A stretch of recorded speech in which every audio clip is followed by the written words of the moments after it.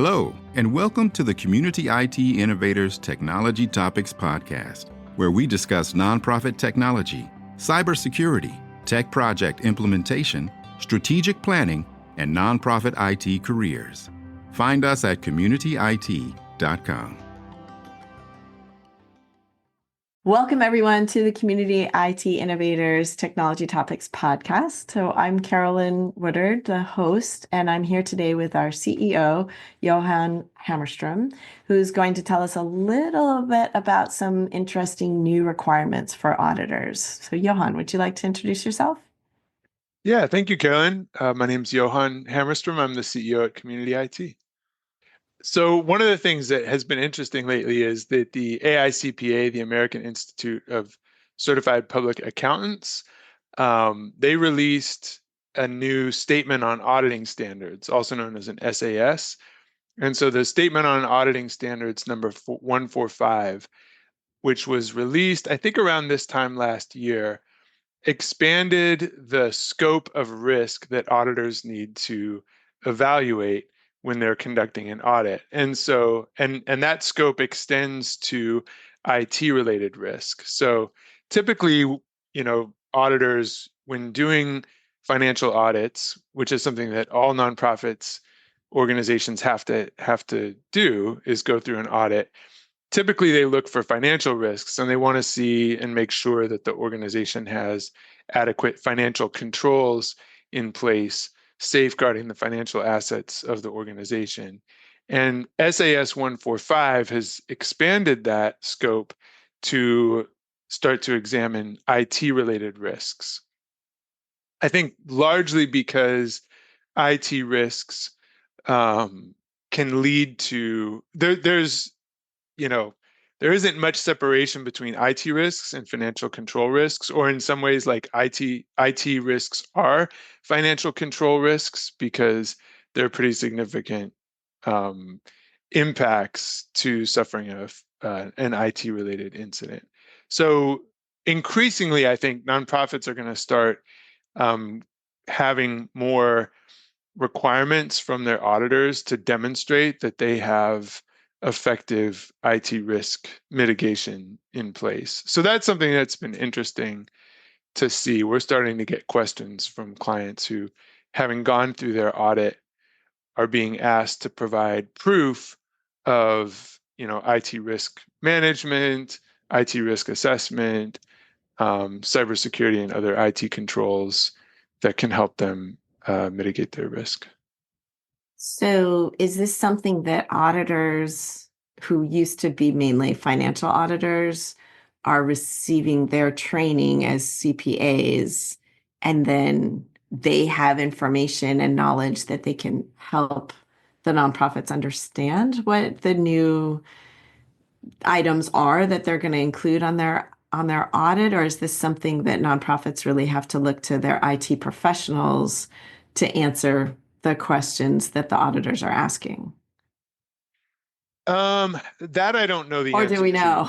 I'm not an auditor. I have zero background with public accounting practices, so I'm not a good person to weigh in on that. I'm speaking from the perspective of someone who owns IT for a lot of nonprofit organizations and is getting questions and requests from auditors are getting redirected to us. I think the SAS. I'll read this statement from the Nonprofit Accounting Basics website. SAS 145 requires the auditor to identify general information technology controls that address the risks arising from the use of IT and evaluate their design and implementation. Auditors cannot continue to audit around IT controls. They have to audit the IT controls themselves. This is new, so my best guess is that most auditors don't have a strong background in IT, and so there's probably going to be a combination of professional development and continuing education directed towards the accounting community to get better in this area, and then also potentially bringing in third parties that could help with that evaluation. It's very similar to what you see in cybersecurity insurance applications, where the questions come up, and if you're looking at them from an IT perspective, oftentimes you have more questions. Well, what do you mean by this? What does this refer to? Sometimes the questions on an insurance application are worded in a way that doesn't actually make sense in terms of the IT systems that are in place. And then oftentimes you'll go back to your insurance agent and ask them, what does this mean? And they won't know. And so there's a big, we're probably in the early stages of a lot of learning about how to best implement these standards. I mean, I certainly applaud adding more IT oversight into financial oversight of nonprofit organizations, but I think it's early days, and there's probably several years, if not half decades, of sort of development awaiting us, as best practices are identified. Absolutely. It's good that you brought up the cyber insurance, because that was what I was thinking of. And the first few years that those additional cyber insurance requirements were being required by insurance companies, it really felt a little bit like the insurance providers themselves didn't have a ton of the knowledge that they needed to be able to explain them to their clients. And we know that that's getting better. But they do still rely a lot on IT providers also to figure out what they're talking about and what will qualify as those controls. So I imagine that is going to also happen, but it seems like something that should have happened several years ago. So I'm glad they are doing this now. But I guess, would you say to clients that are facing this in their audit, like, don't panic if you're seeing a lot of new requirements? Work with your auditor and then work with your IT provider to answer those questions. Yeah, definitely. I mean, what we've seen so far in terms of the types of questions that are getting asked are generally all answerable if you're following basic IT best practices. So if you're evaluating your information systems on an annual basis, if you're implementing foundational IT policies, and you're implementing good sort of industry standard IT security controls, then you'll easily meet the requirements that are being added to financial audits. I think it's a wake-up call for organizations that haven't maybe been giving sufficient attention to their IT, and especially, I think smaller organizations that have maybe been perfectly fine with an accidental techie. They have someone on staff who's, like, I'm talking 10 to 15 person organizations that have, they don't necessarily need an outsourced IT vendor to support them at that size. And maybe they have someone who's capable of getting their tenant set up in Google Workspace and doing basic configurations on their equipment. They're not necessarily going to have the professional expertise to write an IT security policy or implement all of the controls that would be considered industry best practice. So I think those are the cases where organizations might need to put more work into their IT than they've typically had to. And for good reason. I mean, adding this to the audit is going to help those types of organizations identify where they have vulnerabilities. Yeah. And vulnerabilities to, their donor information, their advocacy information, the databases that they're keeping. And all of those are good to put additional cybersecurity in place. So hopefully this new requirement will help identify some of those areas where organizations need more protections. Some of the things that we've seen are very standard and things that every organization should be doing. So one of those would be security awareness training. That's something you see that on insurance applications. You see it Now you're starting to see it in the feedback that's being provided by auditors. And a good security awareness training program is probably one of the best protections an organization can put in place to prevent attacks, to prevent loss of data, loss of information, to prevent loss of funds. And there's some great systems. We use a system at Community IT that is very effective. There are a number of really good solutions that are, um, you know, they're generally they're systems. They're not.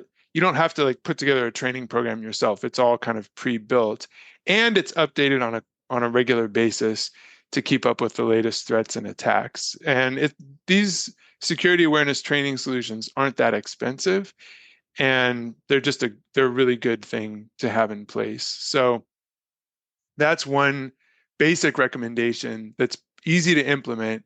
And I think the biggest challenge that we've seen to getting a security awareness training program in place comes from senior leadership or from organizations that have uh, some sort of, let's say, organizational culture resistance to doing those sorts of training activities, because that's an initiative that is 10% technology and 90% change management. And just like more of almost an HR function in some ways, that this is your staff. Your staff have to have certain trainings, and training is so different today too than it was. I mean, for most organizations, it's not once a year watch a stupid hour-long video where you can just fast forward through and answer the same questions from last year. It's more best practices are the continual training in shorter videos or short questionnaires. And as you said, that's a really good investment in your security and in your staff. Yeah, that's one that I've seen pretty much universally asked on applications and audit forms. And then you can just put that in the employee handbook. You can make it part of your IT policies that employees have to participate in cybersecurity training. Are there other best practices that come to mind that are pretty commonly being asked about, like MFA protections or other financial controls that organizations might already have or might need to look into? Interestingly, MFA, which we consider to be one of the best ways to prevent account compromise, having multi-factor authentication implemented and enforced for all of your staff is probably the best way to ensure that your accounts aren't going to get hacked. And hacked accounts create a host of other problems and issues. So it's kind of the way in which a lot of threat actors gain access to an organization is by hacking someone's account. And multi-factor authentication really is the best way of preventing that from happening. Interestingly enough, it's not universally asked on these applications, and I don't know why that's the case. And it kind of gets to, you kind of wonder if the entities that are putting these applications together really understand the technology behind it, because sometimes it doesn't get asked at all, and other times it gets asked, but in ways that are not always, that are just sort of a blanket statement, and aren't necessarily appropriate to the specific IT systems that an organization has. So we would strongly recommend MFA, regardless of whether or not it's something that your auditors or your insurance carrier is asking about, but it's not always required by those entities, although I'm sure that will change at some point. Are there any other things for people to be aware of that are getting asked? Well, I think, oftentimes, especially with audits, where auditors are reviewing controls, they're asking to see documents and policies. And so I think that's what you might need to prepare yourself to put together. And there are plenty of templates out there. Some are very basic, some are extremely involved and complicated. and you can use those templates to put together your policies. But my recommendation is start with the policies that you have and use that form and format, because it's going to vary based on the size and complexity of the organization. And a 10 to 15 person organization isn't going to need the same type of policy document that a 200 or 300 person organization is going to need. It's going to be, overwrought for a small organization if you're using, like the NIST, the National Institute for Standards and Technology has sort of the foundational template for IT policy and controls, and it's extremely long and involved. And I think the other thing to keep in mind is that you can't just go to your IT person or IT support provider and say, "Hey, can you give me the policy document?" Like, the policy is meant to reflect actual controls that an organization has in place. So simply having a document that you've copied off of the internet that you haven't actually walked through and said, here's how we're going to implement these different controls, is not really, I don't know, maybe if, I don't know. Like I said, I'm not an auditor, so I don't know how far that would take you, but to actually put together a credible policy and control document requires time. Like, it's not something you can just, if you don't have one, you don't have one. And if you need one, it's going to take time to put one together, and it's going to require the buy-in of the senior leadership of the organization. So I guess that's my recommendation, is if you think you're going to need to put together a policy and controls document,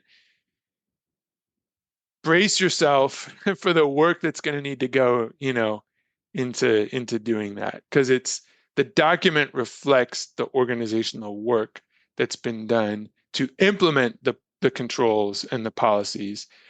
It's a reflection of it. It's not the work itself. I'll just jump in and say that we do have a bunch of resources on our website around IT governance. So we did a webinar last spring, and we have a lot of links there to some templates and a list of the typical policies that you might need to have. And we also talked a little bit about this in the webinar that we did with our cybersecurity playbook for nonprofits, which is a free download on our site. And the bottom level of what we talk about in that playbook is your policies, and the top level is the compliance.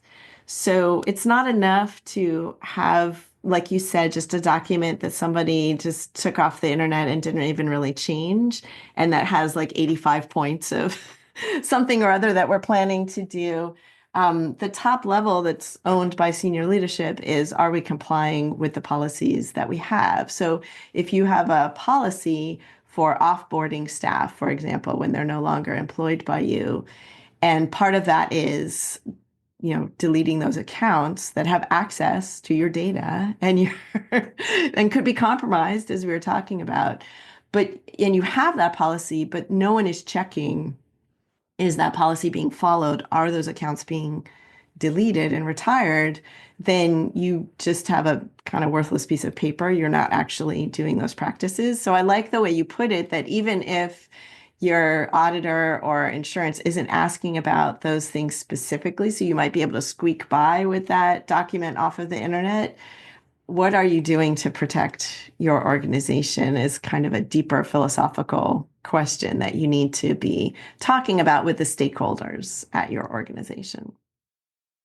Yeah, and I haven't seen a case where organizations need to submit policy documents for insurance coverage, although you do see it in other areas of insurance, like particularly with other types of liability insurance, employment practices liability, for example. You probably need to submit your employee handbook. The carrier needs to have some of that information on file, and you're signing, when you go to submit your application, you're attesting to the fact that you actually comply with the stated policies that you have written. So you don't want to be in a situation where you're submitting a policy document that's vaporware, and that it's a lot of good notions that aren't actually being implemented. And I think it's the implementation that's the challenging part, and that really needs to get the focus. And oftentimes it requires both organizational support, and particularly from senior leadership, as well as operational maturity. If the organization has got its kind of operations in order, then it's not that hard to add in the IT operation and IT operational management that's needed. Well, those are all good. It's very good information to have, Johan. Thank you so much for being with me today and sharing this new information that's coming at us. Thank you. Yeah, my pleasure. Thank you, Carolyn. Community IT does these free webinars and podcasts for our community, and we love sharing our knowledge and experience. If you have more questions or are having trouble with your IT at your nonprofit, please get in touch with us on our website, www.communityit.com, so we can start a conversation or schedule an assessment. Downloading any of our free resources there will get you signed up for our webinar reminders, and you can attend our next webinar in real time and ask our experts your own questions. If you love podcasts, please subscribe and leave us a rating to help others find this leadership resource for nonprofits.